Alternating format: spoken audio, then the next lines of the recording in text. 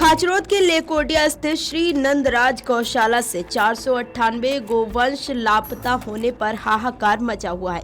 एक और पशु चिकित्सा विभाग की टीम ने जहां गौशाला पहुंचकर गौशाला में 1028 गोवंश के स्थान पर महज 530 गोवंश होने की बात अपनी रिपोर्ट में लिखी है, वहीं राजस्व विभाग की टीम भी इसी बात को दोहरा चुकी है कि गौशाला में 1028 गोवंश नहीं है, यहाँ लगभग 498 गोवंश लापता है। बता दें कि मध्य प्रदेश गौ संवर्धन बोर्ड की ओर से प्रति गायों पर 20 रुपए का अनुदान मिलने के इस मामले में श्री नंदराज गौशाला के जिम्मेदार अनुदान तो लेते रहे हैं, लेकिन गौशाला से 498 गोवंश गायब होने के मामले में कोई भी कुछ कहने को तैयार नहीं है। जबकि बगलामुखी शक्ति पीठाधीश्वर स्वामी कृष्णानंद महाराज इस मामले में प्रशासन को कई बार इस गड़बड़ी से अवगत करवा चुके हैं। उन्होंने पशुपालन एवं डेयरी मंत्री लखन पटेल को भी एक पत्र लिखा है, जिसमें इस पूरे मामले की निष्पक्ष जांच करने की मांग की गई है।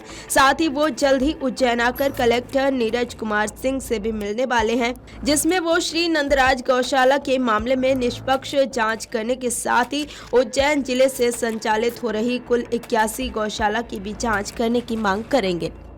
ये तो आदि अनादि काल से गौ माता की रक्षा के लिए संतों का एक दायित्व है। संत का जब जन्म होता है तो वो गौ गंगा गीता गायत्री के लिए होता है। संत किसी व्यक्ति विशेष का नहीं होता, पूरे राष्ट्र का होता है। तो हमारा जो मुद्दा है वो गौ माता का है। जो हमारे 4 प्रकल्प है, गौ गंगा गीता गायत्री, उसमें एक प्रकल्प हमारा गाय का है। वो गाय का जो प्रकल्प है हम उसको पूरा करना चाहते हैं। गौ माता के साथ अन्याय हुआ है, उसको हम न्याय दिलवाना चाहते हैं। तो स्वामी कृष्णानंद जी किसी व्यक्ति विशेष से राग द्वेष नहीं रखते। समिति से हमारा कोई लेना देना नहीं है। हमारा समिति से कोई संभाषण नहीं करना। हमारा तो ये कहना है कि जो वहाँ पे पदन अधिकारी है, जो अपने आप को चेयरमैन कहते हैं, सचिव कहते हैं, कोषाध्यक्ष कहते हैं, इनको उठाओ, इनसे पूछो कि क्या कारण है कि तुम जवाब नहीं दे रहे हो, क्यों आप लोगों से भग रहे हैं। स्वामी जी सही है तो मीडिया के सामने आके बोल रहे हैं ना, आप प्रश्न पूछ रहे हैं, हम जवाब दे रहे हैं। ऐसे वहाँ के अधिकारियों के बुला के उनसे जवाब मांगो। मुद्दा उठाया है। अभी हम प्रयाग से आए हैं। मेरा राम दिगंबर अखाड़े से मैं महंत हूँ और अभी 13 अखाड़ों को जाकर बैठक लेंगे और कुंभ में भी योगी जी से चर्चा करेंगे।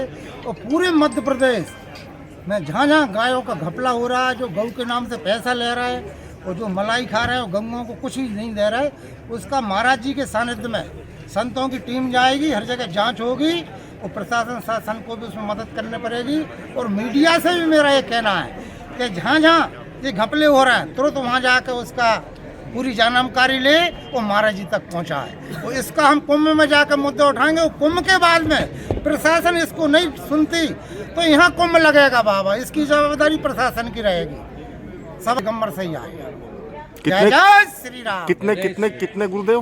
1.25 लाख नागा दिगंबर अखाड़ा मुद्दा चल रहा है लेकोडिया का। इसके लिए मैंने स्वयं पशुपालन मंत्री जी को भी अवगत कराया है और यहाँ के अपने प्रभारी मंत्री जी को अवगत कराया है, जिलाधीश को अवगत कराया है, सबको कराया। लेकिन बाद में जितनी वेदना गुरुजी ने बताई है, मुझे लगता है कहीं न कहीं वही लोग जिम्मेदार है।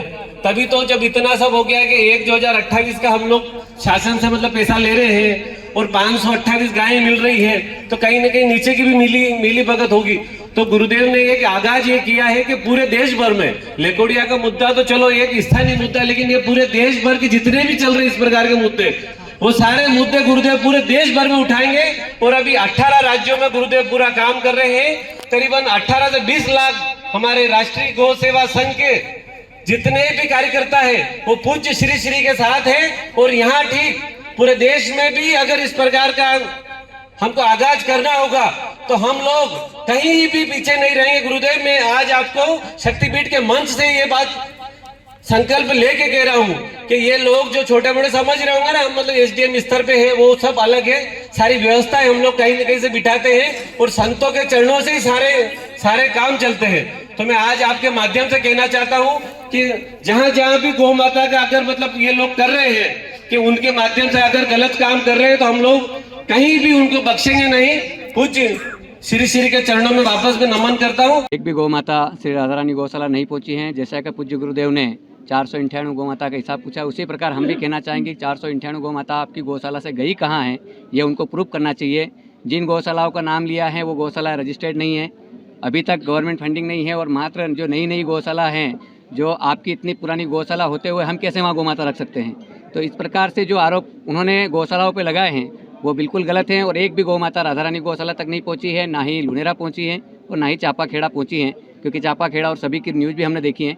तो हम सभी से कहना चाहेंगे कि पूज्य गुरुदेव ने जो मुद्दा उठाया है 498 गौ माता का, उसमें हम पूज्य गुरुदेव के साथ हैं और निरंतर ही जो गौ माता के साथ हुआ है वो कहीं ना कहीं आप सामने लाएं और कहाँ गई 498 इसका जवाब भेजें वहाँ की जो समिति है वो सभी। अच्छा, एक बात बताइए कि राधा रानी गौशाला से यदि किसान गो वंश ले जाता है, गौ माता ले जाता है, तो उसके लिए क्या कागजी फॉर्मेलिटी होती है?